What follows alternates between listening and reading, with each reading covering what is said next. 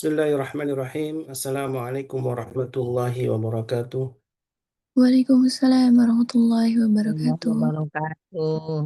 Alhamdulillah. Alhamdulilladzi 'allama al-Qur'an, khalaqal insana 'allamahul bayan. Asyhadu an la ilaha illallah wahdahu la syarika lahu, asyhadu anna Muhammadan abduhu wa rasuluhu alladzi la nabiyya wa rasula ba'dah. Allahumma shalli wa sallim ala asrafil anbiya'i wal mursalin wa ala alihi wa sahbihi wa man ittaba'ahum bi ihsanin ila yaumiddin, amma ba'd. Alhamdulillah di pagi ini Allah masih memberikan kita satu kesempatan untuk terus beramal soleh. Di pagi ini Allah bangun kita dalam keadaan sehat walafiat, dan tentu paling utama yang kita syukuri, kita masih dalam keadaan iman dan Islam. Dengan iman dan Islamlah kita masih bisa menjalankan satu kewajiban dari Nabi kita baginda Rasulullah, perintah yang menuntut ilmu dan mentadabburi Al-Quranul Karim sebagai petunjuk untuk kita semua. Dan insya Allah sebagaimana biasa di Ahad keempat kita dibersamai oleh guru kita Ustaz Khairul Alam Hafizahullah Ta'ala. Salawat ring salam tentu senang kita Assalamualaikum warahmatullahi wabarakatuh kepada Allah untuk mencurahkan kepada Nabi kita Waalaikumsalam baginda Rasulullah warahmatullahi wabarakatuh. alaihissalam, juga untuk keluarga beliau dan juga para sahabat, dan juga mudah-mudahan kita termasuk umatnya yang kelak akan mendapatkan syafaat dari beliau. Amin Allahumma amin. Ikhwafillah, jemaah yang dimuliakan Allah, insya Allah kita sebagaimana dalam undangan kajian kita akan membahas sebuah surat yang barangkali kita sering mendengarkan, ya, Iman melantunkan surat Al-A'la ini, dan juga barangkali di antara kita ada yang sudah hafal, ya, dengan ayat-ayat yang dalam surat Al-A'la ini. Lumayan agak panjang tapi sebenarnya cukup, ya, ketika dibacakan, sungguh memberikan suatu nuansa yang berbeda ketika kita memahami maknanya, karena di sana ada pengagungan terhadap Allah Subhanahu wa taala, dan sebagai sebuah panduan tentu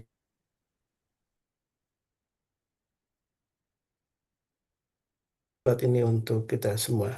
Dan sudah bersama kita Ustaz Khairul Alam. Sama-sama kita doakan mudah-mudahan Allah Subhanahu wa taala nantiasa memberi keberkahan untuk guru kita Ustaz Khairul Alam, dan juga kesehatan tentunya, dan juga keberkahan dalam hidupnya serta istiqomah dalam dakwah beliau. Dan tentu doa untuk kita semua yang hadir di majelis ilmu ini, baik yang belum juga bisa hadir, mari sama-sama kita saling mendoakan. Salah satu keistimewaan kita dalam bermajelis ilmu adalah kita uh, punya waktu untuk saling mendoakan, dan inilah waktu yang mustajabah dalam doa kita.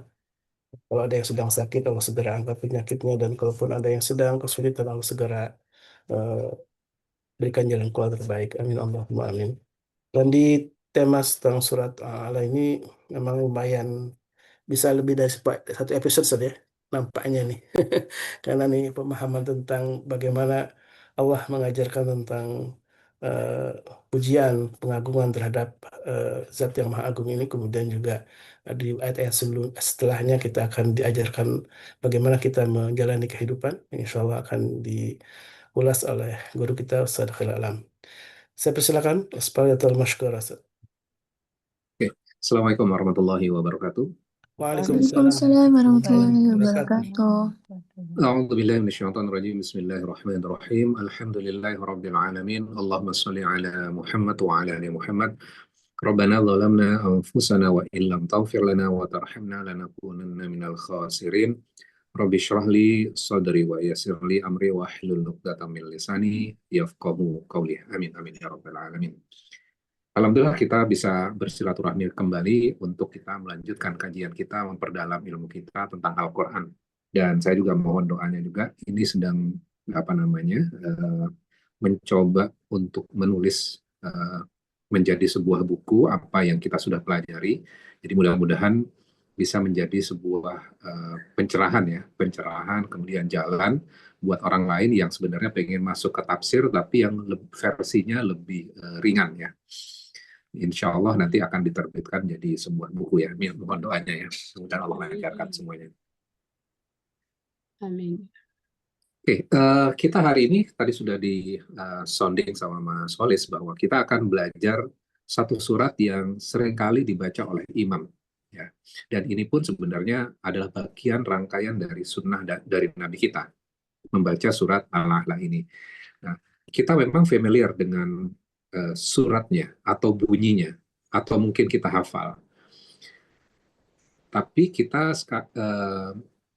sekarang hari ini kita akan memperdalam sehingga ketika kita mendengarkan bacaan ini, kita punya sebuah pandangan, punya pemikiran apa sebenarnya kandungan dari surat ini. Sebenarnya surat ini adalah panduan arah buat kehidupan kita sebenarnya. Ini sebuah peta buat kehidupan kita untuk menjalani kehidupan. Nah, seringkali kan kita disibukkan dengan berbagai macam target pencapaian, gitu ya. Tapi kita lupa untuk membaca arah peta kehidupan kita sendiri. Jadi kita itu terlalu sibuk sebenarnya untuk menjadi orang hebat, tapi lupa untuk menjadi orang yang tenang. Nah, ini kan terjadi nggak pada kehidupan kita sekarang nih? Sibuk jadi orang hebat, tapi lupa menjadi pribadi yang tenang. Kerasa nggak? Ya, stres sekali, banyak sekali. Apalagi dengan era digital ya, yang tadinya kita apa namanya kehidupan kita semuanya ada, ya, eh, handphone ada, rumah ada, makan bisa, kemudian kita scroll di sosial media, tiba-tiba rasa tenang itu menghilang karena melihat upload teman kita di sosial media orang lain dengan kemewahannya, tiba-tiba kehidupan kita yang tadinya terasa cukup tiba-tiba terasa kurang sekali, ya. Nah, itulah yang terjadi pada kehidupan kita. Jadi kita merasakan hidup kita itu capek sekali. Siang itu kita melakukan kerja keras, urus banyak hal. Kemudian orang melihat kita itu produktif atau sukses, bahkan hebat. Tapi malamnya kita merasa susah untuk tidur. Isi kepala itu serasa penuh, gitu ya. Tapi hati kita justru kosong. Nah, itu kan sering terjadi pada era sekarang ya, dengan ramainya sosial media, kemudian kita sibuk dengan berbagai macam hal, gitu ya. Tapi kita lupa arah kehidupan. Nah, hari ini kita akan belajar satu surat yang mudah-mudahan memberikan sebuah pencerahan buat kita semuanya, bagaimana kita menata kehidupan kita, kita melihat peta kehidupan, kemudian ujungnya mau kemana. Ya, dibahas di dalam surat Al-Makkiyah ini yang terdiri dari 19 ayat. Oke. Langsung kita masuk ke ayatnya. A'udzubillahi minasyaitonirrajim. Bismillahirrahmanirrahim. Sabbihisma rabbikal a'la. Sucikanlah, sucikanlah nama Tuhanmu yang maha tinggi. Sabbihis. Sucikanlah nama Tuhanmu yang maha tinggi. Pertanyaan berikutnya adalah bagaimana kita menyucikannya? Ketika kita bertasbih, biasanya kita mengucapkan apa? Subhanallah. Allah Subhanallah. Artinya apa? Maha Maha Suci. suci Allah. Maha suci Allah. Ada makna yang lain?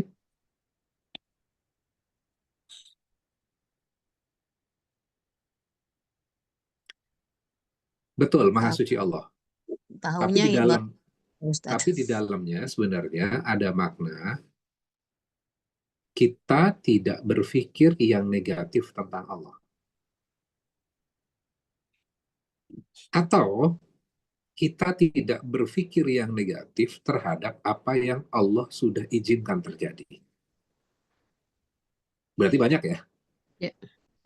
Dalam kehidupan kita, misalnya yang zalim dibiarkan menang, yang jujur dikalahkan, itu atas izin Allah, bukan? Ya. Ya. Ya. Jadi kita ketika peristiwa itu terjadi, kita tidak berpikir yang negatif tentang hal itu, karena Allah izinkan terjadi. Nah, itu adalah tasbihnya kita. Ya.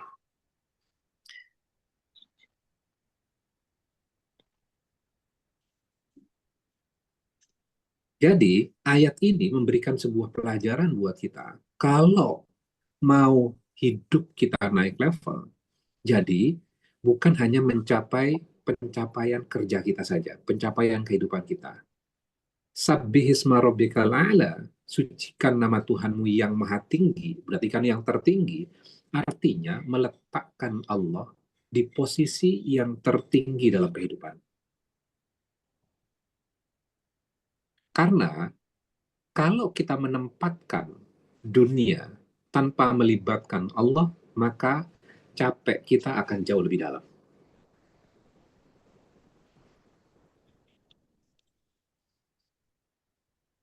Jadi ini sebenarnya adalah ayat pertama ini meletakkan sebuah pondasi buat kita bahwa Allah adalah prioritas utamanya. Sucikan itu semuanya. Taruh tempat yang paling tinggi. Al-A'la. Nah, ini adalah latihan exercise buat kehidupan kita. Nanti ayat-ayat berikutnya, nanti Allah akan jelaskan. Ada orang yang sebenarnya bisa, ada orang juga yang nggak mau. Sekarang kita cek dalam realitas kehidupan kita sekarang.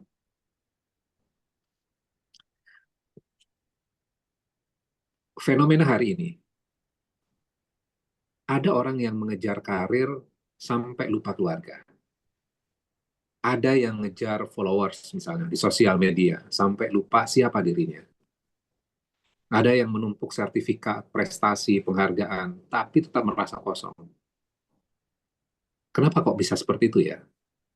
Karena pencapaian tanpa arah spiritual yang ditujukan kepada Allah tidak akan memberikan ketenangan. Kemudian Allah mengingatkan di ayat kedua, Alladzi khalaqa fasawwa, walladzi qaddara fahada. Dia Allah yang menciptakan. Jadi kita menyucikan Allah dan menomorsatukan Allah itu karena apa sih sebenarnya? Kan harus ada alasannya, betul nggak? Ya. Maka Allah sebutkan alasannya. Karena dia menciptakan lalu menyempurnakan. Kita saja diberikan sesuatu oleh seseorang, kita akan berterima kasih luar biasa, kan? Memuji dia, kan? Akan menomorsatukan dia dibandingkan kepentingan kita, karena dia sudah sangat berjasa kepada kita. Nah, Allah yang menciptakan lalu menyempurnakan. Jadi diri kita itu Allah yang menciptakan dan menyempurnakan semuanya. Terus, dan walladzi qaddara fahada, dan yang menentukan kadar, menentukan qadir, ya, menentukan takdir, lalu memberikan petunjuk. Ya. Jadi, pelajarannya apa dari ayat ini? Hidup ini tidak random. Allah yang menciptakan, Allah yang menata semua kehidupan kita, Allah pula yang memberikan arah, memberikan petunjuk. Tapi seringkali kita menolak untuk melihat petunjuk itu. Terjadi nggak dalam kehidupan kita? Iya. Coba perhatikan, nggak usah orang lain, diri kita dulu gitu ya. Dalam kesibukan kita, seringkali kita fokus dengan kehidupan kita atau menyempatkan diri untuk membaca petunjuknya. Petunjuk ini apa? Nanti ayat berikutnya itu Al-Quran. Kita lebih sibuk mana dalam kehidupan kita? Ngurusin diri sendiri. Singkatan dunia. Sehari sempat nggak pegang Al-Quran? Tempat. Alhamdulillah kalau sempat gitu ya. Karena itu adalah petunjuknya. Petunjuknya ada, tapi kita sering menolak melihat petunjuk itu sendiri.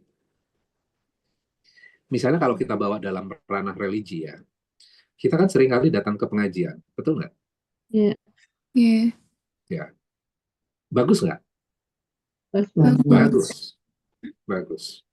Tapi jangan meninggalkan satu hal, melihat petunjuknya langsung sendiri. Apa itu petunjuknya? Dalam Al-Quran.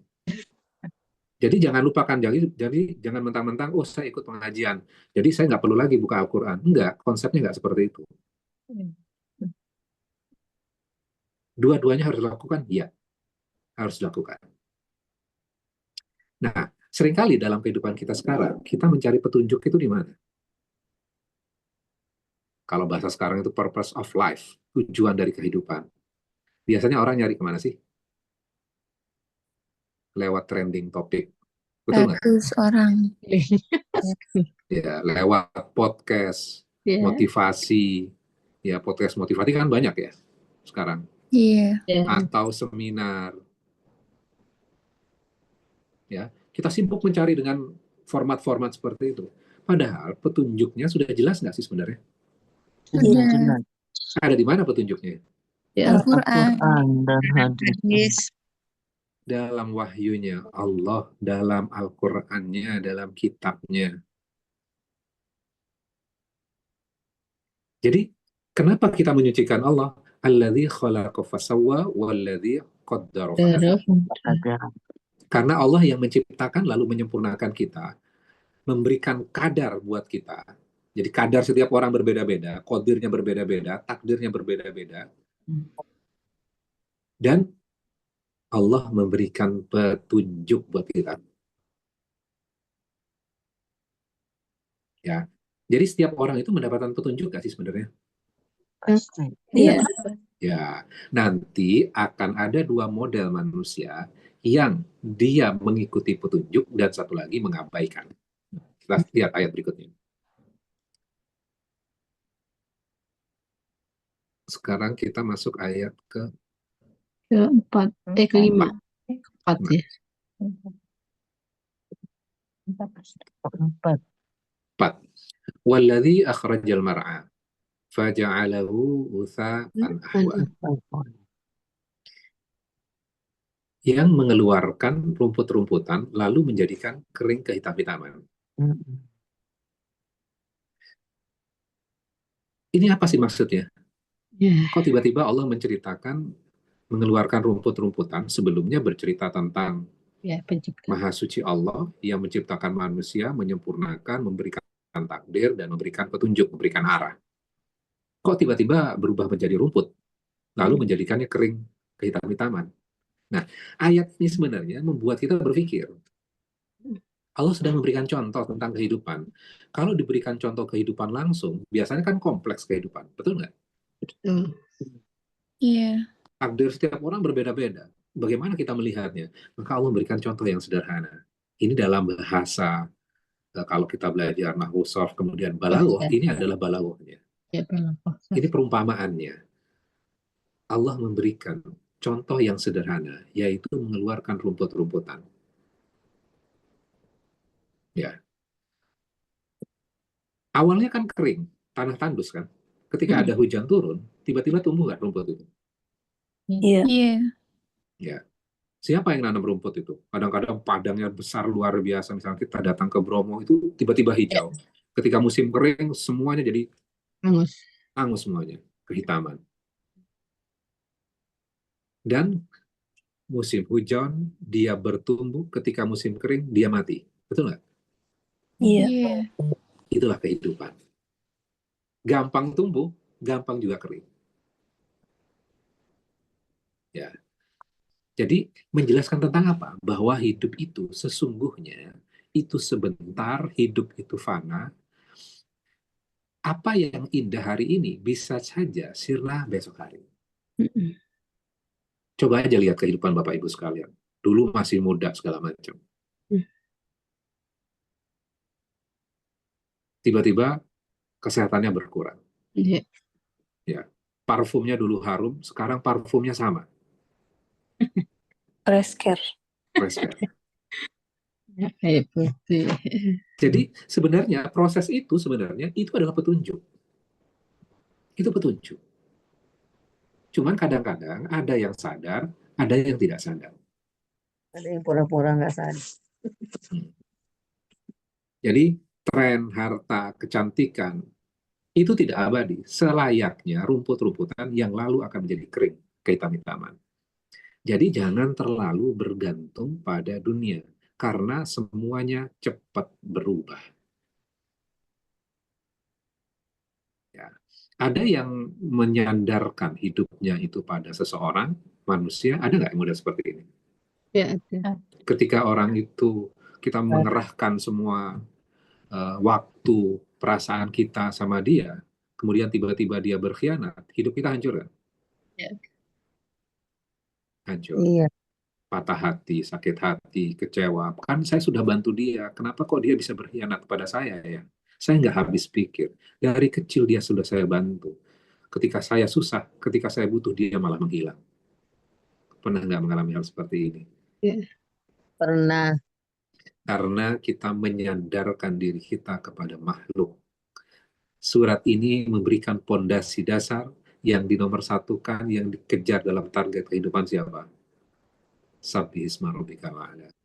Itu adalah penyucian jiwa kita. Kadang bergeser nggak sih sebenarnya kehidupan kita itu, atau orientasi kehidupan kita? Iya. Bisa bergeser. Maka setiap orang itu akan berproses, ada jalannya masing-masing. Jalan setiap orang akan sama nggak?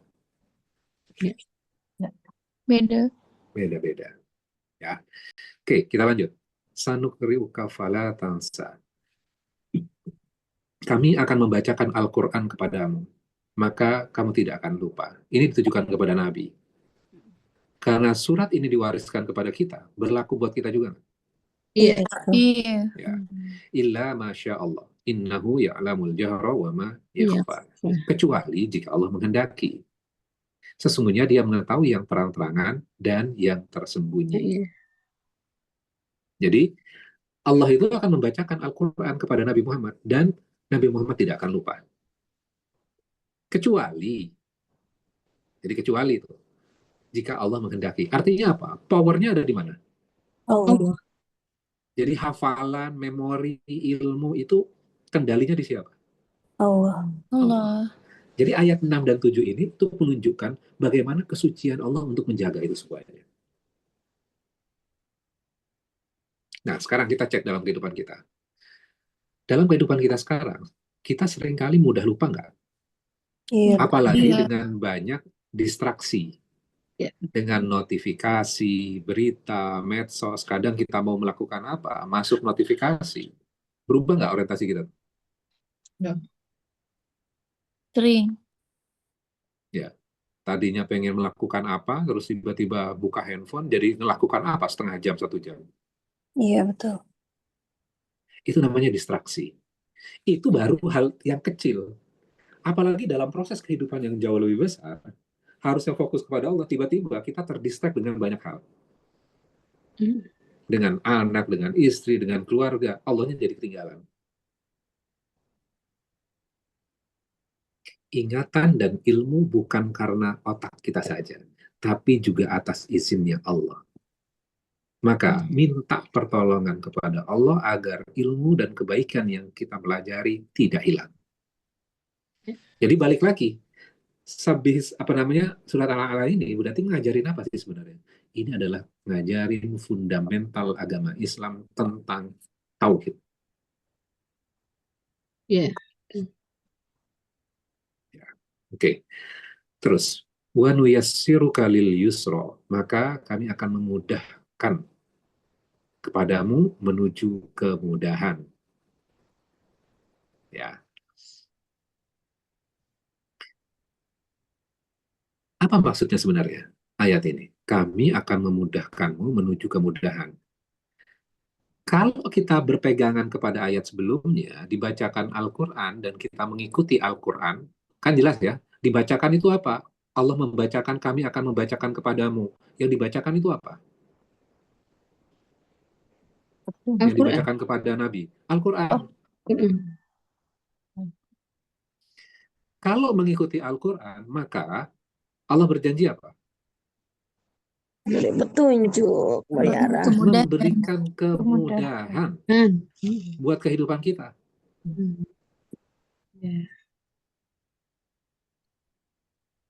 Jadi Allah sendiri yang akan memudahkan kehidupan kita. Berarti ini formulasi kehidupan ya. Kita pikir, gitu ya, kita melakukan sesuatu ikhtiar, iya, itu adalah kewajiban kita. Tapi yang memberikan hasil siapa? Allah. Allah. Yang memberikan kemudahan siapa? Allah. Makanya kalau kita lihat dalam kehidupan kita, ada yang sama-sama belajar serius. Tapi yang satu sukses, yang satu enggak. Kadang ada teman kita yang rankingnya tinggi, ada yang biasa-biasa saja. Tapi yang sukses dan mudah kehidupannya malah yang biasa-biasa saja. Terjadi nggak? Ngelihat nggak realitas itu? Iya. Iya. Iya. Ada yang ranking 1 di sekolah, tidak masuk perguruan tinggi negeri. Ada yang biasa saja, dia malah masuk. Iya. Itu Allah pengen menunjukkan apa sih sebenarnya? Itu bukan karena hasil usaha kamu. Iya, kamu usaha betul. Tapi yang menentukan resultnya, menentukan hasilnya, yang menentukan kemudahan itu siapa? Allah. Makanya, wanu, kami, ditekankan lagi. Jadi, dari ayat 1 masih terus berhubungan kan sebenarnya? Ya. Iya. Iya, ini tentang Allah. Allah pengen menunjukkan kekuasaannya. Masa kita nggak paham juga gitu ya. Jadi kalau kita istiqomah di dalam kebaikan, Allah sendiri yang akan memudahkan. Kadang kita merasa sulit untuk berubah, misalnya ninggalin kebiasaan buruk. Tapi kalau kita sudah niat dan minta tolong kepada Allah, maka Allah akan mudahkan. Nah, seringkali kan kita udah usaha dulu ikhtiar kan, betul nggak? Iya. Tapi sulit, Iya. sulit, sulit, sulit. Karena kita melupakan Allah, minta tolong sama Allah, ya Allah, mudahkan ya Allah.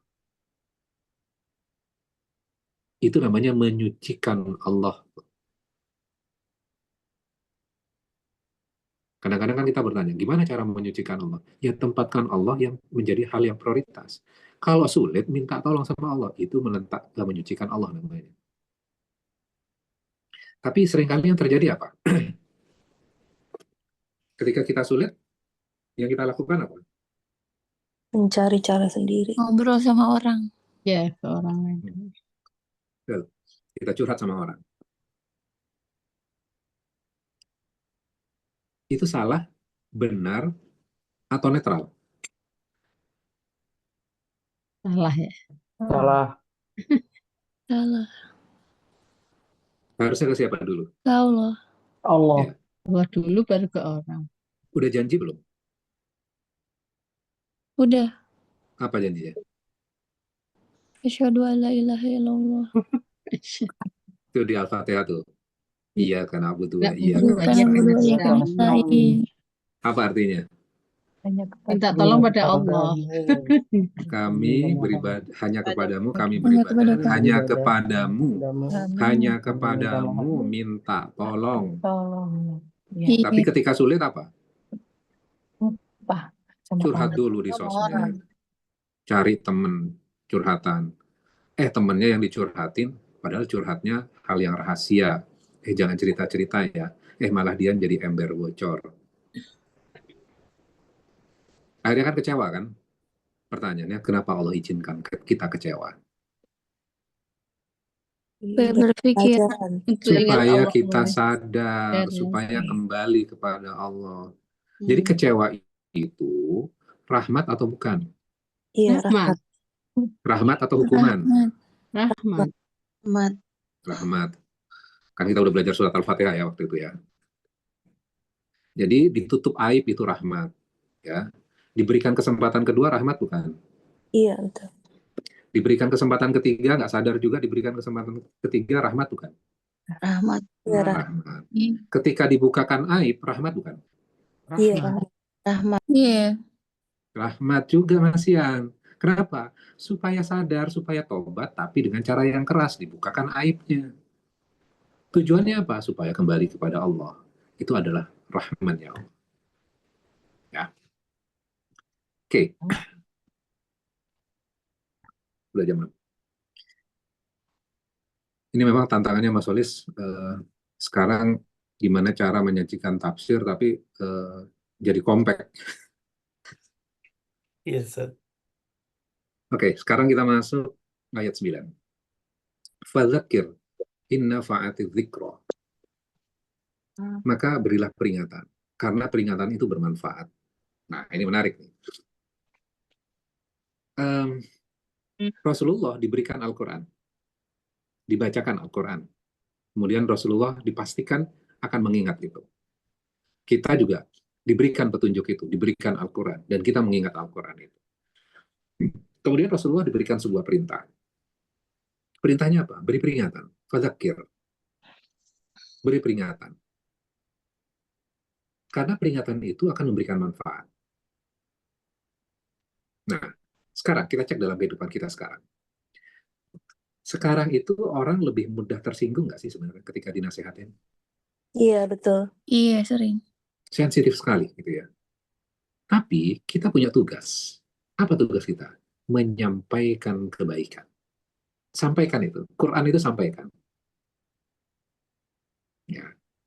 Kita berpikir kan gini, kalau menyampaikan Quran kan Quran itu sulit. Jadi kita pakai apa namanya penjelasan kita dan segala macamnya. Oh, harus gini gini gini. Gini. Kalau kita lihat konteks ayat ini sebenarnya adalah sampaikan kebaikan itu bacakan Quran kembali sebenarnya. Oh. Itu yang utama. Bahwa dengan versi bahasa kita, ya boleh-boleh saja. Tidak haram itu. Tapi kalau kita lihat konteksnya dengan ayat-ayat sebelumnya, Rasulullah diberikan Al-Quran dan tugas berikutnya yang diberikan diberikan Allah kepada Rasulnya apa? Membacakan itu kembali kepada siapa? Orang lain. Sehingga ketika dibacakan Quran itu akan memberikan manfaat.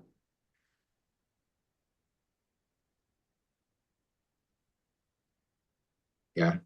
Nah, ini buat refleksi buat kita. Kadang-kadang kan kita berpikir gini, nasihat kita, wah ini yang keren, nasihat kita keren. Tanpa sadar, kita juga berpikir, nasihat saya keren, berarti Quran itu kan nggak keren.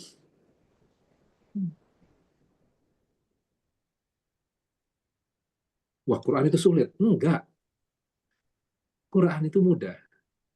Quran itu mudah. Yang buat sulit itu apa? Persepsi kita.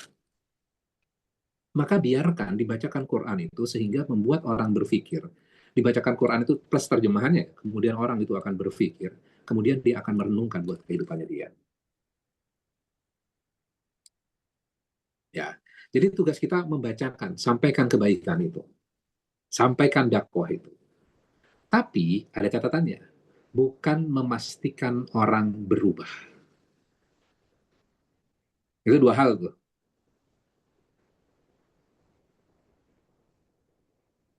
Itu dua hal.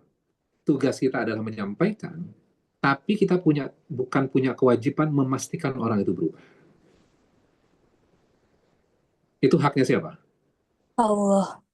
Allah. Kita berusaha maksimal, ya. Kita bikin konten yang positif, dakwah, atau sekedar sharing, saling mengingatkan, itu penting. Jangan berpikir gini, wah itu tugas Ustadz sajalah. Saya kan nggak tahu, saya nggak bisa, saya nggak, bukan seorang pendakwah. Baca nggak ayat ini? Kalau mendapatkan Quran dibacakan, kayak hari ini misalnya, kita belajar surah Al-A'la ini, gitu ya, berarti dibacakan Quran nggak berarti? Iya. Iya. Oke, setelah paham, punya kewajiban nggak sih sebenarnya? Sampaikan lagi, bacakan lagi. Dengan versinya masing-masing. Nggak harus juga berdiri di atas mimbar, nggak semuanya seperti itu. Silahkan diterjemahkan dengan versinya masing-masing. Oke. Saya zakaru mayyakhsha. Ya, nah ini baru dijelaskan kategori orang berikutnya. Orang yang takut kepada Allah pasti akan mengambil pelajaran. Jadi akan ada dua kategori orang. Yang takut kepada Allah, maka pasti akan mengambil pelajaran. Dan satu lagi, wa yatajannabuhal ashqa. Dan ada orang yang celaka. Siapa? Yang akan menjauhi itu. Ada orang yang hatinya terbuka, ada juga yang menolak. Betul nggak ayat ini? Seperti itu Iya. isinya. Betul. Ini realitas kehidupan nggak? Iya. Terus apa yang terjadi kalau misalnya orang nolak dalam kehidupan kita sekarang? Kita marah, tersinggung. Saya loh udah nasihatin dia, kok dia nggak berubah-ubah? Berdoa. Biarin aja. Ya, kita tersinggung, ego kita jadi merasa kita nggak dihormati, merasa dilecehkan, kan gitu kan perasaan kita. Allah sudah kasih faktanya. Di zaman Nabi saja, ketika ayat ini turun, ada yang menerima, ada yang menolak. Ini surat Makkiyah. Perlawanannya masih sangat besar pada saat itu. Ya, terhadap dakwah Rasulullah. Jadi akan tetap ada lintas zaman, ada orang yang mau mengambil pelajaran dan ada juga yang menjauhinya. Atau malah justru mentertawakan. Jadi ketika paham ayat ini, jangan patah semangat. Nggak apa-apa, biarin aja. Itu ayat Allah juga itu. Jadi kita melihat ayat Allah itu sekarang gitu ya. Ketika ada dakwah yang mau mengikuti, itu juga bagian dari ayat Allah. Ketika ada yang menolak dakwah, ini ayat Allah. Ini sesuai. Allah benar berarti. Kan gitu kan. Ini buktinya ayatnya. Wa yatajannabuhal ashqa. Dan orang-orang yang celaka akan menjauhinya. Jadi kalau kita paham ini, stres nggak sih sebenarnya? Kalau ada orang yang nolak dakwah? Enggak, harusnya. Harusnya enggak. Kalau stres, ngaji lagi. Surat Al-A'la ini. Berarti belum paham. Iya. Ngajak nih, misalnya ibu-ibu pengajian. Atau bapak-bapak ngajak temannya. Ayo dong sholat, ayo sholat. Enggak, titip aja doa. Gitu. Salam sama Allah. Kan gitu kan? Iya, Kadang kita kesel. Oh, memang ini ayatnya Allah juga nih. Yang nolak-nolak ini. Oh, ternyata benar ya. Padahal kebaikan itu disampaikan. Tapi mereka mengabaikan. Betul nggak? iya. Iya. Oke. Sering diledekin. Hmm. Kalau perempuan pakai jilbab, bau surga nih, lewat gitu kan. Oke. Alladzi yaslan narol kubra. Siapa orang-orang yang menolak kebenaran itu? Yaitu orang-orang yang akan masuk ke dalam neraka. Terus, summala yamutu fiha wala yahya. Lalu dia tidak akan mati di dalamnya. Yang menolak Al-Quran kan berarti ini kan? Dan tidak pula mereka itu akan hidup. Jadi tidak mati dan tidak hidup. Gimana tuh tidak mati, tidak hidup? Mungkin kalau kita bisa bayangkan ini, orang yang diambang sakaratul maut itu kan tidak mati, tidak hidup tuh. Menderita kan sebenarnya. Iya. Ya. Ini Allah memberikan gambaran sekelumit tentang siksaan sebenarnya yang menolak Al-Quran.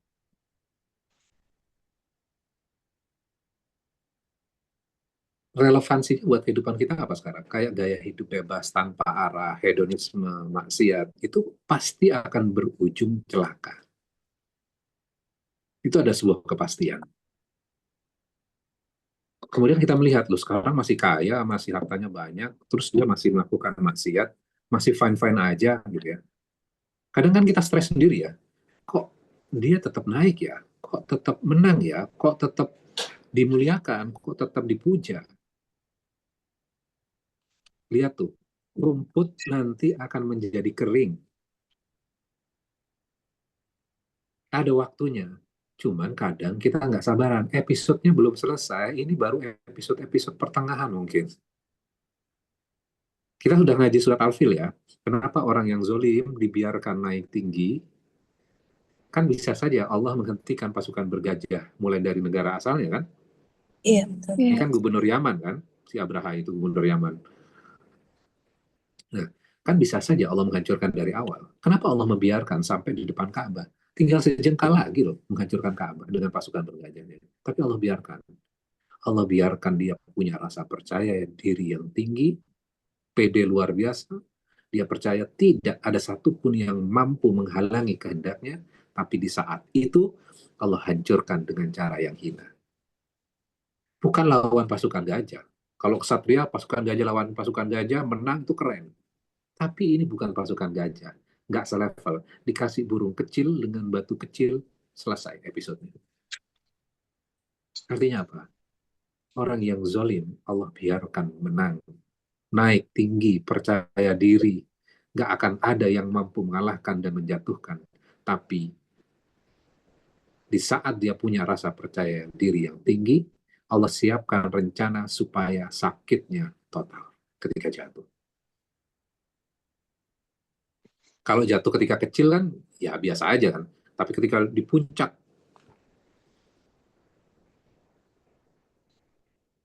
maka sakitnya akan total. Qad aflaha man tazakka. Nah, ini baru nih. Terus refleksinya buat kita apa? Sungguh beruntung orang-orang yang menyucikan jiwa. Nah, ini kita mau memilih jalan yang mana? Ini pilihan jalannya. Sungguh beruntung, aflaha, sungguh kemenangan. Ya, kemenangan itu apa? Orang yang menyucikan jiwanya. Tazakka, menyucikan hati dia. Caranya seperti apa menyucikannya? Balik lagi, konteks dari surat ini, menyucikan jiwa itu, sabbihisma rabbikal a'la. Menyucikan nama Tuhanmu. Jadi hatinya itu dibersihkan dari apa? Dari kekotoran dan diisi oleh apa? Allah.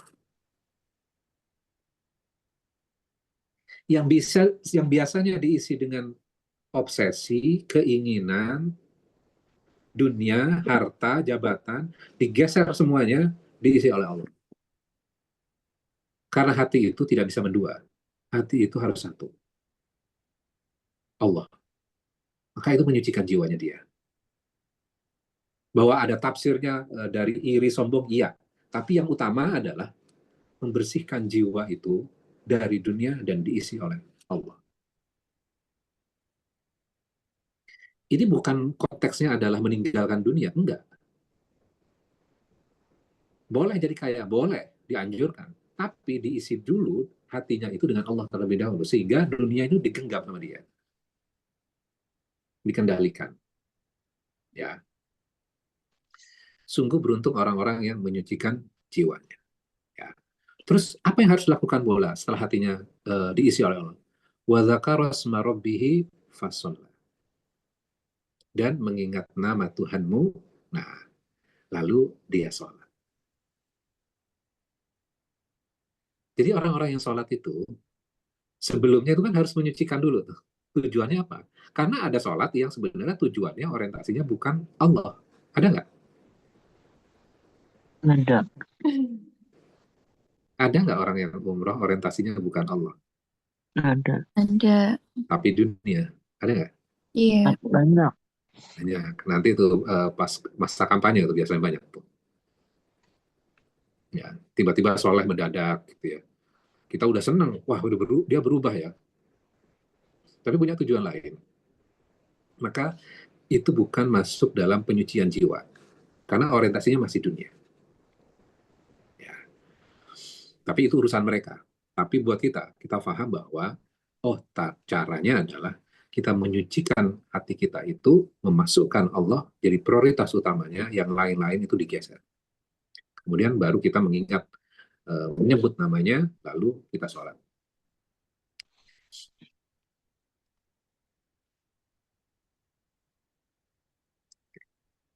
Bal tu'athirunal hayatad dunya. Tetapi orang-orang kafir lebih mengutamakan dunia. Nah, ini nih. Wal akhiratu khairu wa abqa. Sekarang kita lihat ayat 16.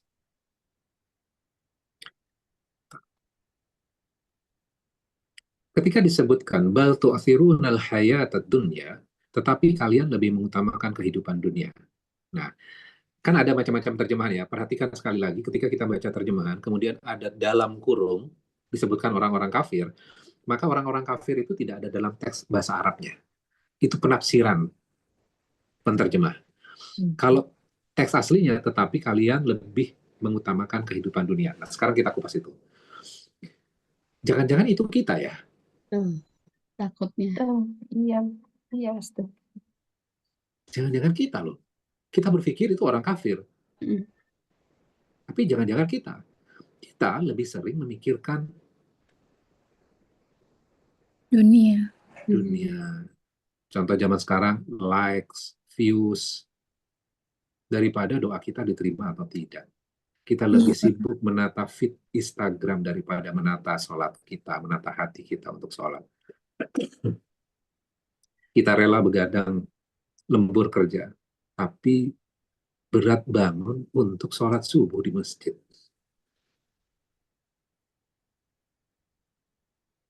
Berarti mengutamakan kehidupan apa? Ini Dunia. Ya. Jadi nggak heran dunia terasa melelahkan. Karena kita Iya. mengutamakan yang sementara. Kan udah dibilang tadi, rumput kering. Kamu kok belain rumput kering gitu loh.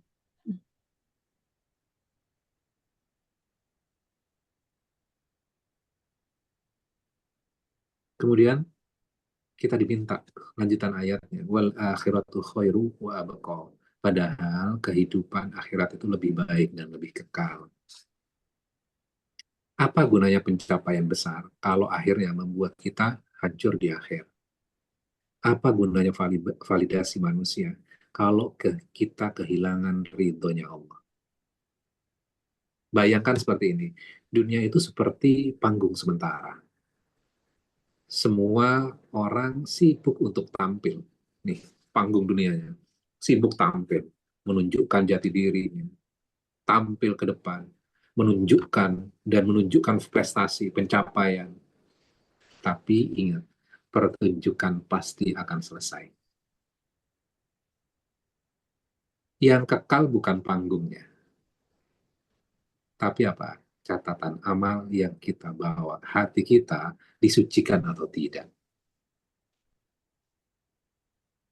Jadi kalau kita hari ini merasakan capek, kosong, hilang arah, mungkin yang kita butuhkan itu bukan healing, bukan jalan, bukan kulineran, tapi apa? Haji. Menyucikan arahnya. Benar. Dengan apa? Balik lagi, baca ayat pertamanya, karena kuncinya ada di sana. Sabbihisma rabbikal a'la. Sucikan nama Tuhanmu di dalam hati kamu. Allah itu suci, cuman kita menyucikan atau tidak, itu PR-nya kita. Letakkan Allah di tempat yang paling tinggi. Mulai setiap langkah dengan namanya, bukan dengan nama kita. Kalau kita melakukan sesuatu tanpa memulai dengan nama Allah, Bismillahirrahmanirrahim, berarti sesuatu itu dimulai dengan atas nama kita. Pemikiran kita, target kita, obsesi kita, kan gitu kan? Iya. Maka mulai segala sesuatu itu dengan Allah. Itu namanya menyucikan Allah. Meletakkan Allah pada posisi tertinggi. Oke. Terus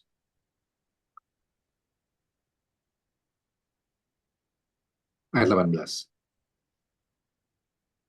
Inna hadza lafi sufil ula. Sesungguhnya ini adalah benar-benar terdapat dalam kitab-kitab terdahulu. Suhufi Ibrahim wa Musa. Yaitu kitabnya Ibrahim dalam suhuf, itu dalam kitab-kitab Ibrahim dan kitabnya Musa. Artinya apa? Pesan yang disampaikan di dalam surat Al-A'la ini, isi yang disampaikan dari ayat-ayat sebelumnya, itu bukan hal baru. Semua nabi membawa misi yang sama. Misinya apa? Tauhid. Misinya apa? Pembersihan jiwa dan mengingatkan tentang akhirat. Artinya apa? Nilai-nilainya universal, lintas zaman. Betul nggak? Betul. Iya. Kalau kita berpikir kan tata cara sholatnya beda segala macam. Iya, itunya, tata caranya. Tapi esensinya sama nggak? Sama. Yang diajarkan nabi-nabi sebelumnya, mulai dari Ibrahim, Musa, yang senior-senior kan ini. Allah recap dengan 2 ayat, sebelumnya juga sama. Ini bukan pesan baru. Dakwahnya sama. Untuk membersihkan jiwa yang diajarkan tauhid. Ini adalah inti dari agama. Jadi bukan yasinan gak yasinan inti agama itu, bukan. Kunut atau nggak kunutan, bukan. Allah mengajarkan kepada kita yang fundamentalnya terlebih dahulu. Baru nanti sambungannya ke sana semuanya nantinya. Cuman kalau kita mulai dari yang kecil-kecil, membuat hal yang kecil-kecil ini kan kelihatan besar. Betul nggak? berbeda kita, berantem kita, urusan yasin sama nggak yasinan, kunut nggak kunutan gitu ya. Padahal fundamentalnya, ketika dia bertauhid yang sama, saudara kita, kalaupun dia menolak pun, Allah sudah ada ayatnya di dalam ayat ini. Ada tuh yang menolak. Mereka punya jalan sendiri kalau gitu. Jadi kesimpulannya apa? Surat Al-A'la mengajarkan kepada kita, mulai dengan mengingat Allah. Jangan biarkan kesibukan bikin kita lupa arah. Yang kedua, syukuri dan gunakan potensi kita. Jangan sibuk membandingkan. Allah sudah memberikan qadir, sudah memberikan takdir. Setiap orang arahnya, jalannya berbeda. Tapi sebenarnya menuju kepada Allah yang sama sebenarnya. Ada yang menerima, ada yang menolak. Sadarlah. Yang ketiga, dunia itu fana, tren, harta, cepat hilang. Fokus pada penyucian jiwa dan sholat. Itulah kunci keberuntungan. Jadi jangan terjebak dengan dunia yang semu. Akhirat itu lebih kekal. Dan yang terakhir, semua itu sudah ada mulai dari zaman-zaman sebelumnya. Ini bukan ajaran baru. Ya, kira-kira itu surat Al-A'la. Mudah-mudahan bermanfaat buat kita semuanya. Saya kembalikan lagi, mohon maaf jika ada yang kurang berkenan. Wabillahi taufiq wa hidayah. Wassalamualaikum warahmatullahi wabarakatuh. Waalaikumsalam warahmatullahi wabarakatuh. Alhamdulillah, syukurlah, jazakallah khairan. Ustaz Khairul Alam tadi yang sudah membeberkan ya tentang bagaimana kita memahami surat Al-A'la ini yang memang diawali dengan bagaimana kita menyucikan Allah. Dalam makna penyucian ini memang melepaskan semua kekurangan yang ada dalam diri zatnya Allah yang maha agung ini, maha tinggi, maka disebut surat Al-A'la ya. Dan ada saatnya kita untuk berbagi rahmat. Kita silakan ada waktu untuk bertanya yang ingin juga mungkin beberapa hal dikonfirmasi oleh kita ke guru kita Ustaz Khairul Alam, dan juga mungkin ada hal yang masih belum jelas. Silakan, dan sebelum masuk ke tanya jawab itu nih diingatkan oleh admin, mari sama-sama kita jadikan pagi yang penuh berkah ini untuk selain mendoakan bersama dan juga saudara-saudara kita di Gaza, juga mungkin mari sama-sama kita manfaatkan pagi yang penuh berkah dan keberkahan harta kita. Mari sama-sama berinfak fisabilillah, dan alhamdulillah nih majlis yang dimuliakan Allah ini juga dihadiri oleh jamaah dari Quran Inspiration ya, Masya Allah, tabarakallah. Dan insya Allah di kajian Surkhairul Alam memang di ahad keempat ya, satu dan keempat ya, insya Allah ya. Baik, ini sudah ada yang raise hand. Bunda Nadia, silakan. Ya, makasih. Assalamualaikum warahmatullahi wabarakatuh. Waalaikumsalam. Tadi dikatakan kita seringkali berubah karena distraksi ya Ustadz. Ya. Tapi kan tidak bisa dipungkiri, interaksi kita itu notabene ya selalu dengan manusia lagi gitu. Bersinggungan dengan manusia terus gitu. Gimana caranya menjaga sensitivitas kita supaya tetap stabil, waras diri kita sendiri menghadapi orang lain gitu. Karena kan ketemu orang, terus lihat HP ya manusia juga gitu. Yang tadinya kita udah fokus ke situ lagi, muncullah penyakit gitu. Nah yang kedua, kita sudah fokus nih misalnya sama Allah gitu. Nah terus gimana caranya supaya itu tetap bertahan gitu Ustadz? Karena ada orang bilang gini, sakit ya? Lah banyak pikiran kali, padahal kita udah benar-benar fokus sama Allah dan kita merasa itu rahmat Allah gitu dikasih sakit. Makasih Ustadz, Assalamualaikum. Assalamualaikum. Pertanyaannya bagus, menariknya. Kita terdistraksi dan kita hidup bersama dunia. Ya, kita kan pengennya sama Allah. Nah, oke. Kadang-kadang kalau kita baca Quran itu balance. Ya, Quran itu balance. Kita di satu sisi kita fokus kepada Allah, tapi kita ditakdirkan untuk menjadi khalifah di dunia. Itu jangan dipisahkan. Kadang kita kan pengen hijrah dari dunia ini, kita pengen hijrah dari dunia gitu. Kita fokus kepada Allah. Menerjemahkan itu fokus kepada Allah bukan berarti meninggalkan dunia, karena dunia juga kita punya tanggung jawab. Kita dilahirkan juga dengan tanggung jawab. Karena kalau fokus kepada Allah saja tanpa melakukan kegiatan keduniaan, malaikat itu sudah melakukannya, sudah bertasbih terus. Maka kita punya tugas yang lain tuh. Nah, kemudian kalau kita terdistraksi dengan handphone dan segala macam, pertanyaan balik lagi ke dalam ayat ini. Saya akan balik lagi ke dalam ayat ini. Ada nggak panduannya? Ada. Apa tuh? Baca tuh ayat ke-6. Sanukri'uka fala tansa. Kami akan membacakan Al-Quran kepadamu, maka kamu tidak akan lupa. Nah, seringkali kita suka lupa nggak? Suka. Suka lupa.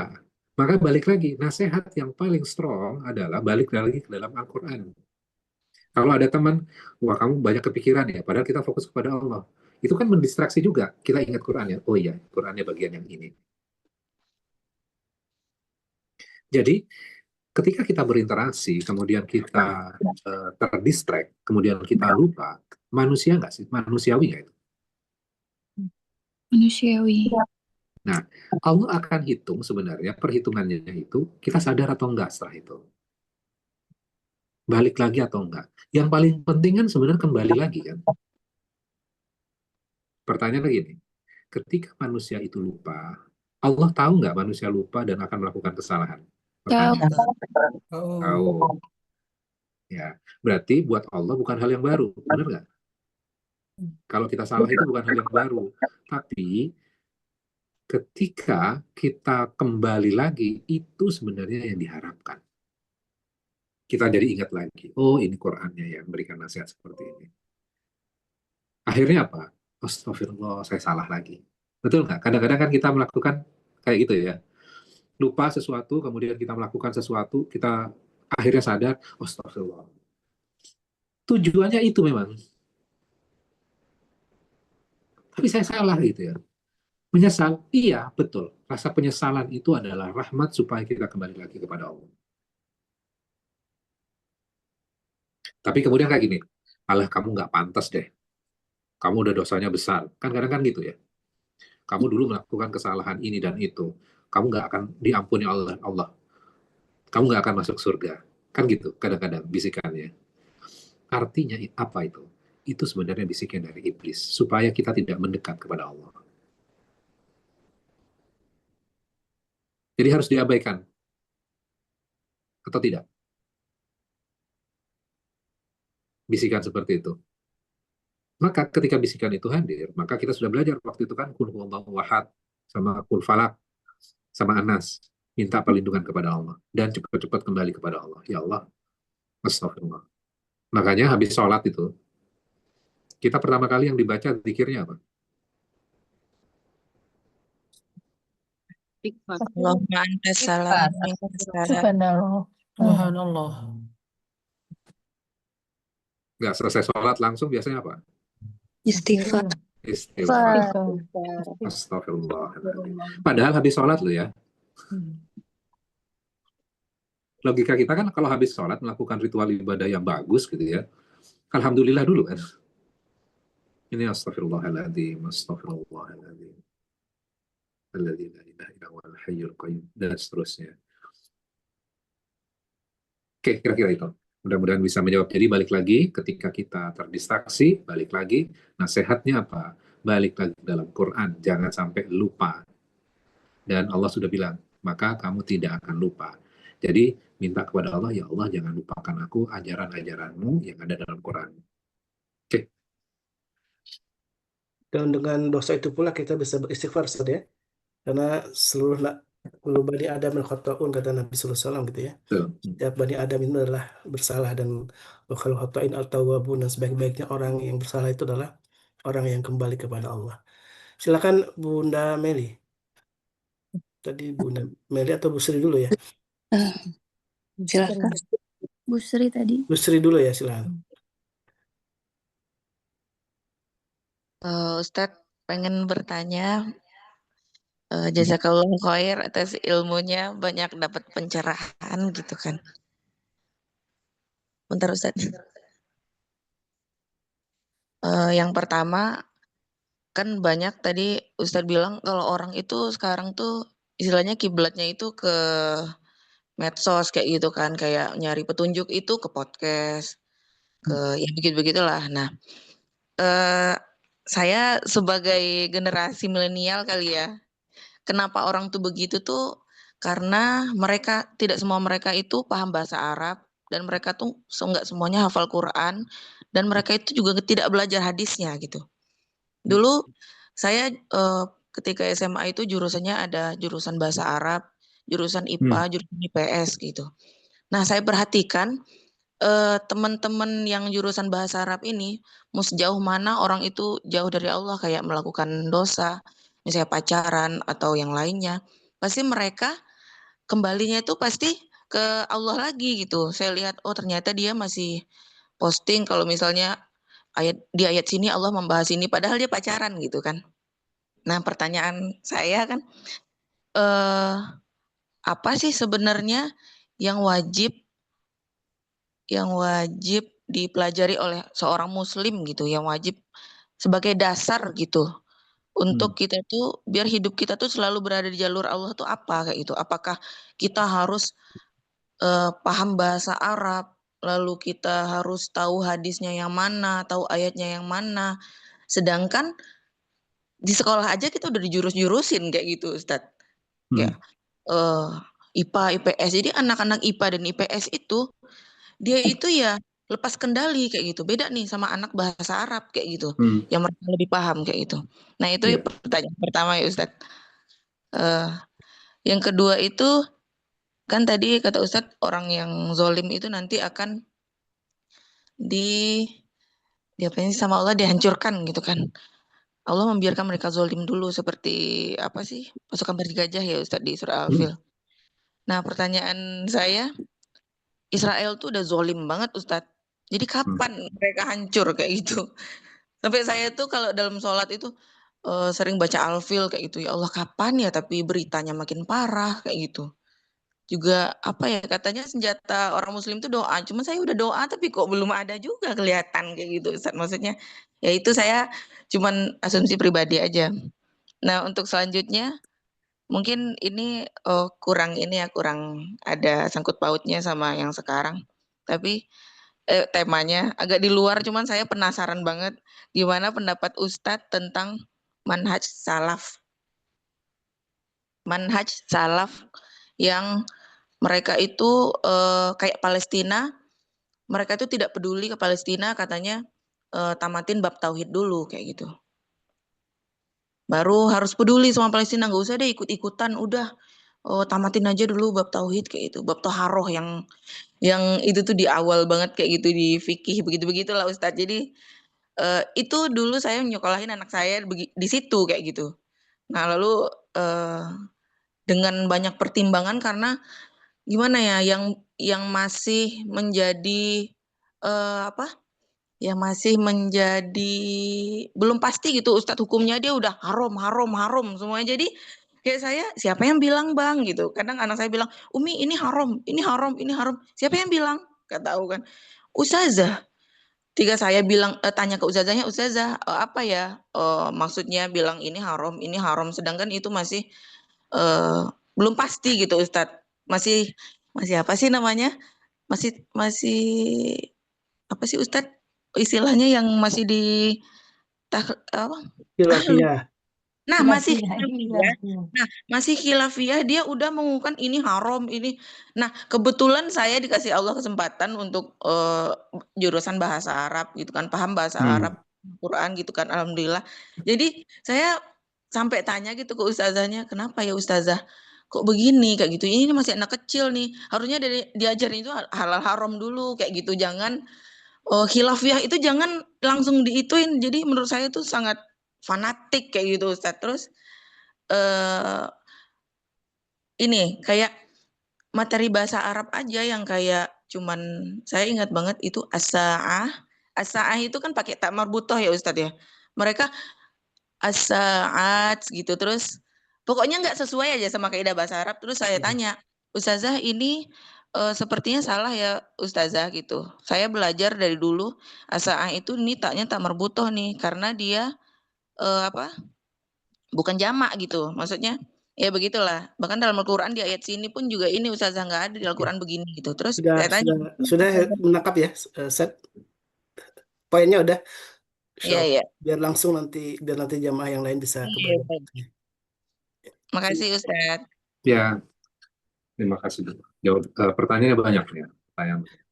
Yang pertama, belajar bahasa Arab karena jurusan IPA, IPS, terus ada jurusan bahasa, terus harus belajar apa terlebih dahulu supaya orang kembali, gitu ya. Apa yang harus diajarkan sebenarnya? Maka kalau kita balik kepada Al-Quran sebagai pondasinya, maka balik lagi, yang paling fundamental yang diajarkan terlebih dahulu adalah pelajaran Al-Quran. Ya. Nah, cuman kadang-kadang kan ketika diomongin belajar Al-Quran, kita berhenti sampai belajar baca, sampai tahsin misalnya. Belajar Quran itu belajar tentang isinya. Ya. Karena yang kita pelajari hari ini, itu sebenarnya belajar apa? Belajar Quran. Dan ini fundamental nggak? Fundamental. Terus, apakah kita harus tahu bahasa Arab? Pertanyaan berikutnya. Apakah semua orang harus belajar bahasa Arab? Jawabannya bisa iya, bisa enggak. Ya. Iyanya apa? Kalau kita mau memperdalam, kita harus belajar. Kita belajar nahwunya, kita belajar solve-nya. Sehingga kita tahu logik di balik ayat itu kok bentuknya gini ya, kok bentuknya itu ya. Kenapa kok ini bentuknya fi'il mudhari, fi'il madi, dan seterusnya. Supaya kita paham. Kalau menurut saya pribadi gitu ya, setelah saya belajar gitu ya, saya memang tidak punya basic pesantren, saya tidak punya basic apa namanya awalnya nahwu solve nggak tahu gitu ya.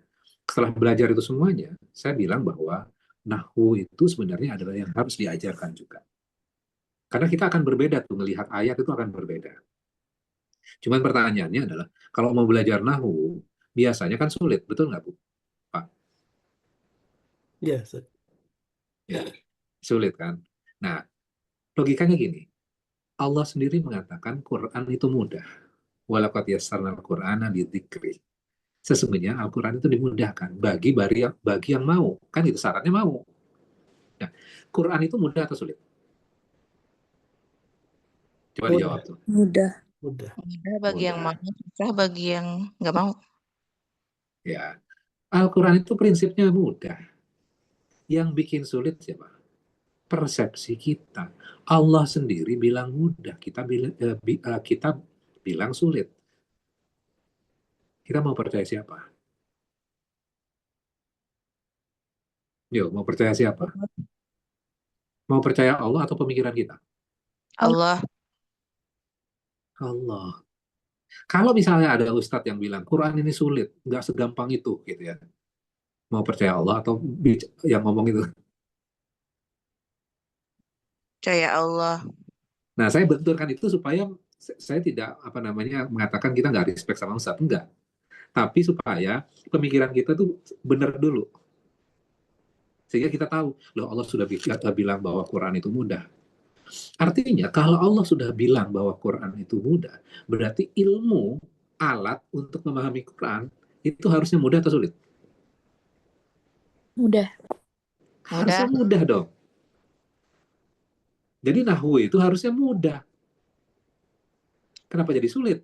Pertanyaan kan itu. Nah, memang kalau udah masuk level manusia, ngajarinnya kan jadi sulit. Nah, gimana supaya kita mengatur atau membuat metodologi yang memudahkan orang sebenarnya? Itu challenge-nya. Sama tadi kan saya udah ngomong kan, di pertengahan tadi, bagaimana mengajarkan Quran. Saya sama sekali kan nggak mention sama sekali nahwunya kan. Mulai dari tadi gitu ya. Solve-nya juga saya nggak sebutin gitu ya. Supaya apa? Supaya kita bisa relate semuanya. Kalau ada yang sudah paham nahwunya, ya silahkan, nanti journey-nya akan berbeda lagi. Gitu. Saya coba menjelaskan ayat-ayat yang 19 ini. Tadi Mas Oleh sudah kasih preambul, ini bisa jadi beberapa bagian gitu ya. Tapi saya men-challenge diri saya pribadi gimana cara menyajikan ini dalam waktu yang singkat, tapi kita bisa komprehensif dan nilainya juga nggak hilang. Supaya Bapak Ibu sekalian ketika selesai dari kajian ini, kan nggak akan sama saya terus, betul nggak? Maka yang paling penting yang kita pegang adalah Qurannya. Oh ayat ini ya, oh ini ya, oh ini ya. Itu loh yang sebenarnya tujuannya. Karena Buya Hamka pernah mengatakan dalam tafsirnya di dalam Buya Al-Azhar, tugas seorang ustadz atau kiai adalah mengantarkan santri-santrinya kepada dua hal saja. Apa itu? Quran dan Sunnah. Udah itu aja. Ya. Cuman kadang-kadang kita kepo. Menurut Ustadz gimana? Ini kan seringkali kan ada pertanyaan seperti ini ya. Menurut Ustadz gimana? Kalau saya balik lagi, pertanyaannya gini. Menurut Quran seperti apa ya? Menurut Nabi seperti apa ya? Kalau case kayak gini. Kira-kira surat yang mana yang bisa membahas ini gitu ya? Karena Quran itu sebenarnya adalah dia timeless. Betul nggak? Dia timeless sifatnya. Cuman kita dalam kehidupan kita banyak problematika. Nah, kira-kira yang bisa nyambung dengan Quran membahas tentang kehidupan kita apa? Kira-kira itu. Terus harus belajar apa? Tadi saya udah menjawab ya Bu. Quran dulu. Terus kalau kaitannya dengan pertanyaan yang ketiga, bab tauhid gitu ya.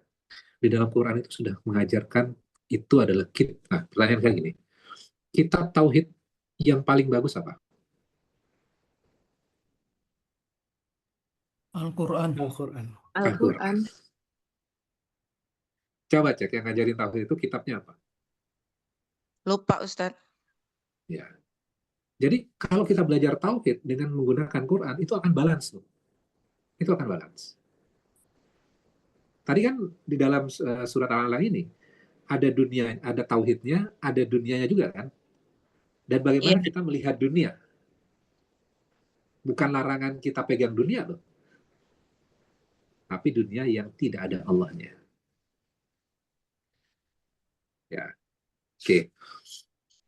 Terus yang harus diajarkan apa? Mindset cara berpikir Quran.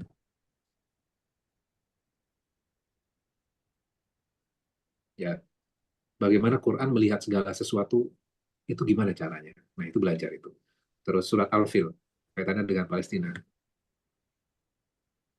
Ada waktunya. Doa adalah kekuatan kita, ya, panjatkan doa itu. Dan tidak akan sia-sia. Ya, dan tidak akan sia-sia. Ini kan balik lagi, ini belum episode terakhir. Kalau kita lihat dalam Quran, nah sekarang kita bagaimana melihatnya dari kacamata Quran. Fir'aun itu melakukan pembunuhan dari Fir'aun 1, 2, dan seterusnya misalnya. Itu kan gelar ya, Fir'aun itu gelar. Fir'aun yang terakhir itu, sampai Fir'aun terakhir, berapa anak kecil yang sudah dibunuh? Bayi yang tidak berdosa. Berapa? Banyak sekali. Penjajahan terhadap Bani Israel yang dilakukan oleh Fir'aun di negeri Mesir itu 450 tahun. Sebentar atau lama tuh? sama Lama. Sampai kita, ya Allah, di mana pertolonganmu? Sampai gitu kan? iya benar banget Ustadz. Kok nggak selesai-selesai episodenya? Saya udah doa, ya Allah. Kok nggak berubah-ubah gitu ya? Mana keadilanmu? Kemudian Allah bertanya gini, mana tasbihmu? Kamu kok masih berpikir yang negatif tentang keadilanku? Sama dengan malaikat ya. Kita ngaji surat Al-Baqarah. Kan Allah berencana menciptakan makhluk yang akan menjadi khalifah di muka bumi. Kemudian malaikat langsung komplain kepada Allah. Ya Allah, ngapain sih bikin makhluk yang akan membuat kerusakan dan pertumpahan darah? Bukankah kami sudah bertasbih kepadamu? Terus habis itu Allah ngajarin apa? Nabi Adam diciptakan ngajarin nama-nama benda. Sebutin Adam, nama-nama benda ini. Sebutin semuanya sama Adam. Terus malaikat ditantang. Kamu bisa nggak? Jawaban malaikat apa? Subhanak ya Allah. Maha suci engkau ya Allah. Seakan-akan Allah ngomong gini. Tadi kan kamu sudah bilang, kamu sudah bertasbih. Mana tasbihmu? Kamu kan masih berpikir yang negatif terhadap rencanaku. Kan seperti itu tuh. Sama nggak dengan diri kita udah di sekarang? Mana keadilanmu ya Allah? Jadi sabar. Allah tidak lupa. Allah sedang menyiapkan hukuman yang paling keras buat mereka. Amin. Kalau Bapak Ibu lihat misalnya berita terkini ketika sidang PBB kemarin, itu kan memalukan sekali. Itu menjatuhkan dengan cara yang keras loh itu sebenarnya. Soft, tapi itu nyerang ke hati. Ketika mau speech, mau pidato, semua orang pada pergi. Orang yang tadinya mendukung sekarang nggak mendukung. Coba. Ya Allah, ini mungkin jalanmu. Skenarionya kita nggak pernah tahu, Bapak Ibu sekalian. Jadi ketika mengamati dunia, ini takdirnya Allah, qadarnya Allah. Kita tetap berusaha. Oke, kira-kira itu ya, 3 pertanyaan. Mudah-mudahan bisa menjawab ya, Bu. Ya, Lanjut, syukran Ustaz. Jazakallah. lanjut Bu Meli ya. Masih ada 2 lagi, Ustaz. Boleh nih, waktunya memang over 10. Silakan Bu Meli. To the point ya pertanyaannya. Syukron Ustadz. Apa namanya ini di al-ala ini kan hampir sama. Apa ada bagian seperti yang di wal asri ya, al-asr ya, bahwa kita itu harus berdakwah gitu kan ya. Bahwa dakwah itu sebetulnya bukan untuk mereka, tetapi untuk sebetulnya hakikatnya untuk kita kan ya Ustadz, seperti Ya, itu. betul. Nah, ini yang ingin saya minta nasihatnya dan tipsnya dari Ustadz itu untuk keluarga kecil misalnya nih, seperti anak gitu kan. Kadang-kadang secara tidak disadari kita tuh lebih ke lakukan ini, lakukan ini, lakukan itu.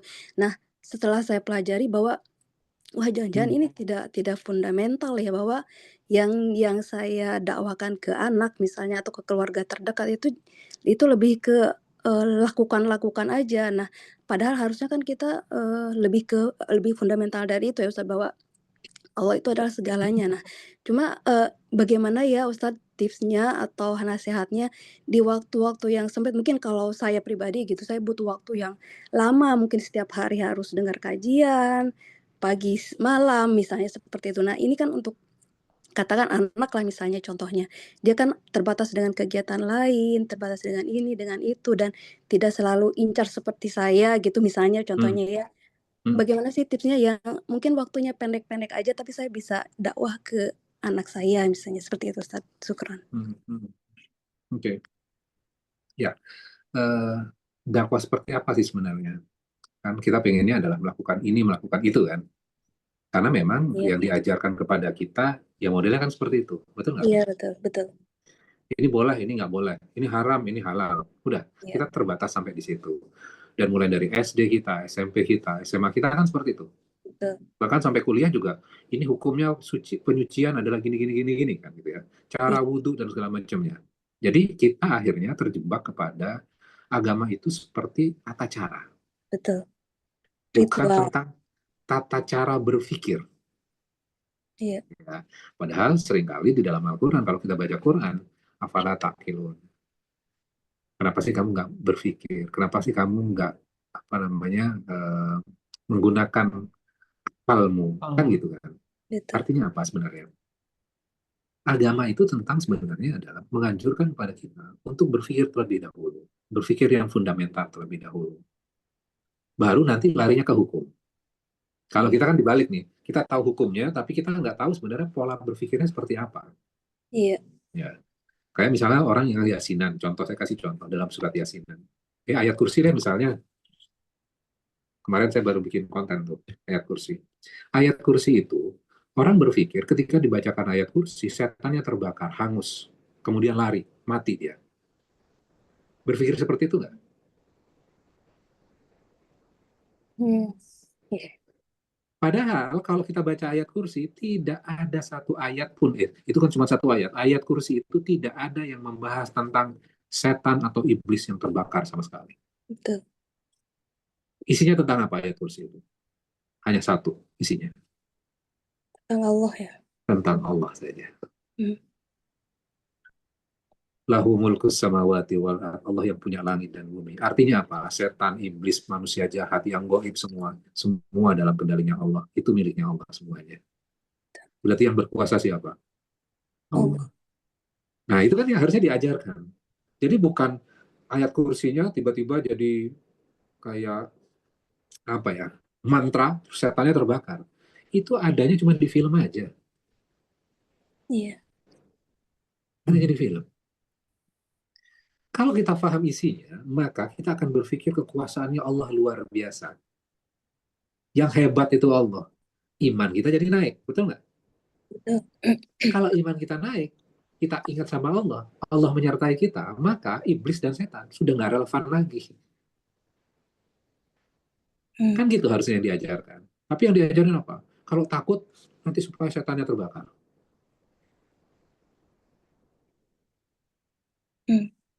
Ya, Jadi apa yang harus diajarkan dulu adalah Quran, kemudian mereka berpikir dengan Qurannya. Kayak kemarin kita ngaji surat Al-Fil itu, kalau saya kasih pertanyaan, surat Al-Fil itu tentang apa? Sebagian jamaah Gajah. tentang Gajah. apa? Pasukan gajah. Tapi itu bukan substansinya. Nggak salah jawab itu, enggak. Tapi substansinya bukan itu. Substansinya di ayat pertama. Apa? Alam taro kaifa fa'ala rabbuka bi ashabil fil. Apakah kamu tidak memperhatikan? Berarti kalau ada ayat seperti itu, kita memperhatikan atau tidak?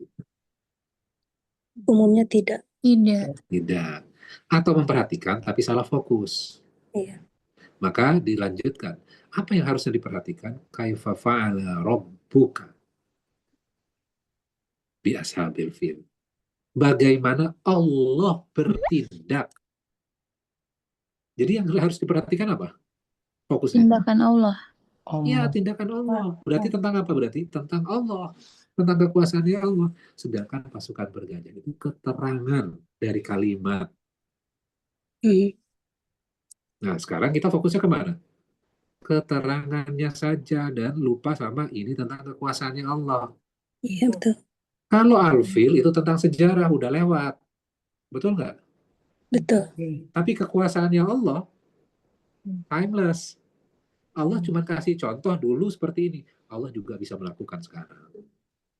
Poinnya kan di sana tuh. Iya. Nah, anak bisa diajak berpikir model seperti itu. Oh, ini ya, Al-Fil ini tentang ini loh sebenarnya. Nanti akan berpikir. Berarti yang zolim ini kayak gini. Nah, udah mulai dia berpikir ke arah sana. Nah, kadang-kadang kan saya bikin konten juga kan, saya lagi ngarang itu, saya cara, kalau ya, Bapak Ibu punya cara tersendiri ya. Kadang-kadang saya punya cara, saya udah buat tuh dengan 2 versi, A atau B gitu ya, pendekatannya. Saya minta anak saya yang 6 SD itu, Dek, coba baca menurut kamu yang mana? Dia bacakan ini. Yang ini agak susah ya, yang ini aja lebih gampang. Kenapa? Soalnya orang lebih paham gini. Contohnya juga masuk. Nah, artinya apa? Cara kita mengajarkan membuat dia akan berpikir. Kadang-kadang kan nggak, kadang-kadang, Dek, ayat ini ngomong gini, kadang dia bosan juga kan. Nah, suruh baca aja. Ini baca. Setiap orang tua punya cara sendiri. Sedangkan yang detail-detail hukum gitu ya, itu nggak di saya. Tapi cara berpikir, logikanya, kita punya kewajiban sebagai seorang ayah. Ya. Jadi tugas mengenalkan Allah itu sebenarnya tugas ayah. Insya Allah. Ya, Luqman itu sudah mengajarkan. Ada surat Luqman. Oke, kira-kira itu mudah-mudahan bisa menjawab. Jadi terkait dengan tadi kembali kepada Al-Quran, tadi ada pertanyaan juga dari Pak Andi ya di chat. Jadi ketika kita membaca terjemahan Al-Quran, kemudian apakah itu termasuk sudah tadabbur juga Ustaz nih? Ya, betul. Langkah awal yang paling gampang sebenarnya adalah membaca terjemahan Quran. Baru Itu awal. nggak apa-apa. Saya menganjurkan itu, malah saya menganjurkan baca terjemahan Quran, jangan Arabnya saja. Coba sesekali hatamkan Quran dengan terjemahannya. Itu akan berbeda. Feel-nya akan berbeda. Nanti setelah baca terjemahan, kadang-kadang gini, kok saya nggak paham ya ini, apa sih maksudnya ini? Nah, muncul pertanyaan. Muncul pertanyaan itu sebenarnya adalah cara Allah memberikan petunjuk untuk kita bertanya. Makanya nanti kalau datang pengajian seperti ini atau dimanapun, kita sudah punya basic. Jadi bukan langsung tiba-tiba nanya, nggak punya experience dan tidak baca Quran sama sekali. Ini Qurannya tentang apa sih? Gitu ya. Misalnya bahas surat Al-A'la, kan kita udah kirim dulu. Ekspektasi saya sebenarnya, harapan saya adalah Bapak Ibu sebelum ngaji itu udah baca duluan. Sehingga apa? Kita punya gambaran. Ada pertanyaan, ini saya belum paham nih. Yang ini. Saya mau tanya gitu ya. Yang kaitannya dengan surat atau ayat ya. Kok ini korelasinya dengan ini ya? Kayak misalnya, kok ini tiba-tiba menjelaskan rumput? Itu kan buat kita kan, kenapa ya kok tiba-tiba muncul ini ya?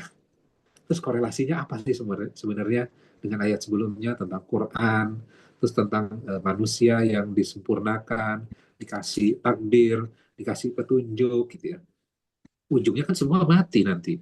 Kalau ujungnya mati, berarti kan harus ada yang kita lakukan semasa hidup ini. Masa sih nggak memberikan manfaat gitu? Supaya manfaat apa? Ikuti petunjuk Quran itu.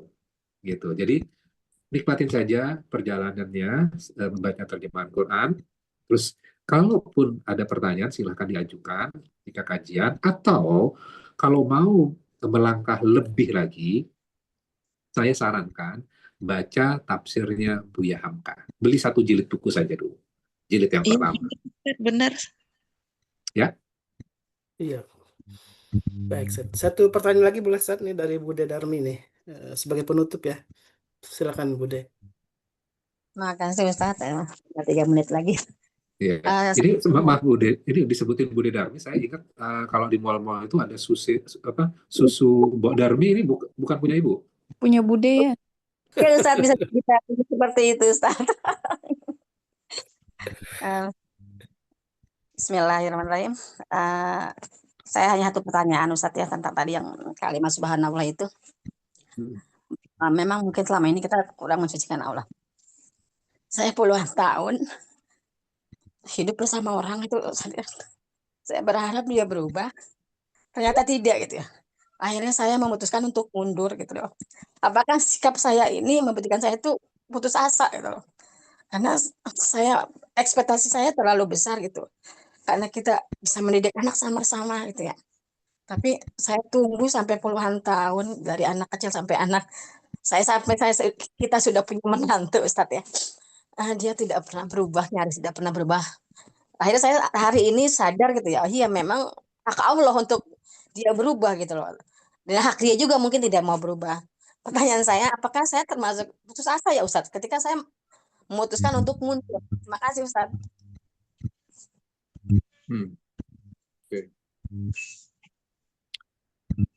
Oke, dalam kehidupan kita kadang-kadang kan kita memang naik turun ya. Kadang kita punya ekspektasi tinggi, kadang ekspektasi tinggi itu tidak berhasil juga gitu ya. Dan kadang-kadang ketika kita menargetkan target yang tinggi tidak tercapai, akhirnya kita kecewa. Nah, sebenarnya dalam Islam itu apa yang dilarang? Jangan pernah berputus asa atas rahmatnya Allah. Ya, jadi tetap aja ikhtiarkan gitu ya. Sulit nggak untuk mengikhtiarkan itu? Ya sulit. Sulit banget. Ya, karena kalau gampang hadiahnya Bu, itu piring, sendok, garpu itu hadiahnya.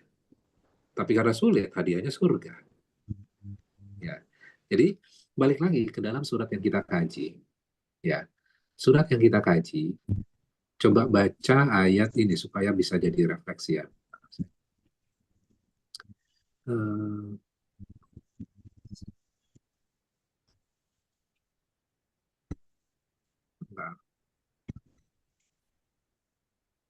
Nah, nih, ayat 9. Fadzakar inna fa'atid dzikra. Fadzakir inna fa'atid dzikra. Maka berilah peringatan, karena peringatan itu bermanfaat. Jadi, tetap saja sampaikan peringatan itu dengan Al-Quran. Kita berharap berubah, tapi sekali lagi, kita tidak bisa memastikan orang itu berubah. Dan itu kadang-kadang jadi targetnya kita. Ketika tidak tercapai, akhirnya kita berputus asa kan. Udah puluhan tahun kok nggak berubah-ubah. Bisa jadi cara kita yang salah. Ya, karena laki-laki itu ada egonya. Ada egonya. Nah, bagaimana menyampaikan supaya egonya nggak tersinggung, tapi dia juga bisa berubah. Ya, siapa yang bisa mengubah itu? Membolak-balikan hati. Allah. Allah. Ya, kira-kira itu. Jadi mudah-mudahan Allah kuatkan ibu juga. Dan mudah-mudahan Allah berikan petunjuk buat pasangan. Berikan hidayah, amin. Oke, cukup? Baik, alhamdulillah, wasyukurillah, jazakallah khairan. Dan masih banyak yang harus kita bedahi dalam Al-Quran Al-Karim gitu ya. Dan banyak juga nih tadi yang minta tambah jadwal katanya. Karena nggak cukup cuman 2 kali dalam sebulan ya kita mempelajari Al-Quran. Dan alhamdulillah di setiap pagi MKI juga menggelar kajian-kajian bersama para guru kita. Dari kajiannya beragam ya, dari mulai kajian tentang keluarga, Asmaul Husna, dan juga ada kajian tentang hadis Nabi. Dan alhamdulillah ada juga tentang ruqyah syariah, dan juga ada tema tentang ekonomi dan lain hal gitu, banyak hal yang alhamdulillah kita bersamai oleh para guru kita di Majelis Keluarga Indonesia. Dan ini permintaan dari jamaah untuk memperbanyak slot. Karena tergantung Ustaz nih yang punya jadwal. Barangkali nanti akan komunikasi juga dengan pengurus MKI untuk bisa menambah slotnya ya. Mudah Allah mudahkan semuanya nih. Baik, alhamdulillah wasyillah, jazakallah khairan katsira, dan juga kepada jamaah yang hadir dalam majelis ilmu ini, tentu kita saling mendoakan sesamanya, dan yang paling penting dalam kajian di pagi ini adalah kita mendapatkan hikmah dari apa yang sudah disampaikan oleh guru kita. Tidak hanya kita hafal surat Al-A'la ini, tapi juga akhirnya bisa mentadaburinya, dan ketika dibacakan atau kita membaca sendiri tentu akan lebih terasa bagaimana hati ini terketuk ya dengan apa-apa yang sudah disampaikan, apa yang sudah difirmankan oleh Allah Subhanahu wa taala. Baik jamaah yang dimuliakan Allah, mari kita tutup majlis ini dengan doa kafaratul majlis. Subhanakallahumma wa bihamdika asyhadu an la ilaha illa anta astaghfiruka wa atubu ilaik. Mohon maaf ada kehilapan. Alhamdulillah hadana wa iyyakum. Assalamualaikum warahmatullahi wabarakatuh. Waalaikumsalam. Warahmatullahi wabarakatuh. Terima kasih. Jazakallah Ustaz Pak اللهم ارحمنا بالقرآن واجعله لنا إماما ونورا وهدى ورحمة اللهم ذكرنا منه ما نسينا وعلمنا منه ما جهلنا وارزقنا تلاوته آناء الليل وأطراف النهار واجعله لنا حجة يا